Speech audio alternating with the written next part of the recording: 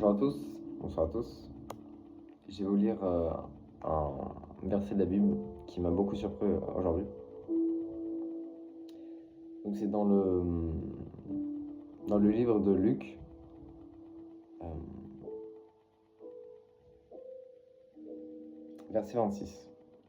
Si quelqu'un vient à moi sans me préférer à son père, sa mère, sa femme, ses enfants, ses frères et ses sœurs, et même à sa propre vie, il ne peut pas être mon disciple.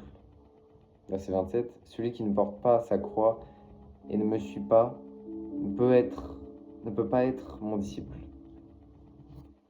Et ça m'a vachement surpris parce que je me suis renseigné par rapport à ça et il nous demande de préférer directement lui à la place que nos familles ou quoi. Il ne nous dit pas de les détester, il ne nous dit pas d'arrêter de les aimer, il nous dit juste de ne pas préférer autre que lui parce que plus tu vas te rapprocher du Seigneur et de Jésus, plus il va pouvoir te transformer et en fait, dans une explication, ça avait bien dit qu'il transmettait une sorte d'amour sacré que, humainement parlant, tu ne peux pas donner à un humain. Sauf qu'en passant par lui, en le préférant, en le louangeant, en l'adorant, son amour sacré passe directement dans ton cœur. Et ensuite, dès que tu as passé lui en premier, ensuite tu peux donner à tout le monde cet amour sacré.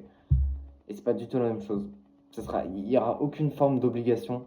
Il y aura aucune forme. Ce sera de l'amour sacré de la part du Seigneur, car car il te permet de l'aimer autant. Mais c'est à toi de choisir de le mettre en premier. Et c'est pour ça que c'est très important de ne pas juste dire oui. Alors en fait, je vais faire ça, ça, ça, ça, ça. Je vais aider ça et ensuite je fais ça. Je vais aimer le Seigneur ou je vais préférer par exemple servir quelqu'un que aimer le Seigneur. Alors qu'en aimant plus le Seigneur et en servant encore plus le Seigneur, tu vas littéralement pouvoir mieux te débrouiller dans la vie pour pouvoir en plus régler ton problème parce que c'est même pas toi qui les règle, c'est souvent le Seigneur. Non. Enfin, c'est un peu tout le temps. Mais voilà. Donc voilà. Luc, verset 26, c'est un verset qui est incroyable. Donc n'hésitez pas à adorer le Seigneur, à accepter le Seigneur dans votre vie